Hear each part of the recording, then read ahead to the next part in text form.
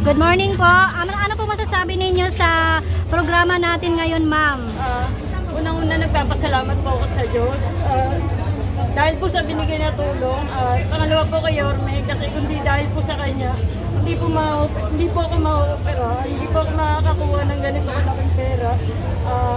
Pati po sa ating mahal na busy mayor at sa mga konsehal. Sana po mas marami pa po kayong matulungan kagaya namin nangangailangan. Thank you. Pwede po namin malaman kung ano po yung nilapit yung tulong sa Humingi po ako ng financial para po sa bakal, para po sa operasyon ko.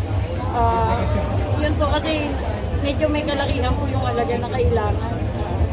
Wala naman po akong ganong kalaking pera para magpa-opera. Kaya lumapit po ako sa kanila.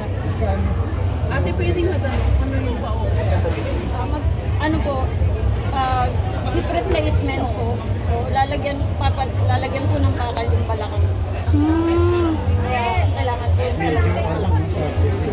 Magkano po ang may medical assistance?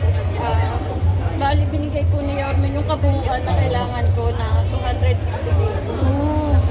250,000. 250, 250. Ano pong barangay po kayo, ma'am? Ako po yung nakatira sa kasalukuyan dito sa Barangay 123, Tondo, Manila. Dito sa May Moriones po. Ayan, mensahe po sa ating Yorme. Yun po, nagpapasalamat po ko ulit dahil po sa programang ganito natutulungan po nila yung mga mahihirap at nangangailangan na kagaya namin. Maraming salamat. Salamat po. Salamat. Ingat po kayo.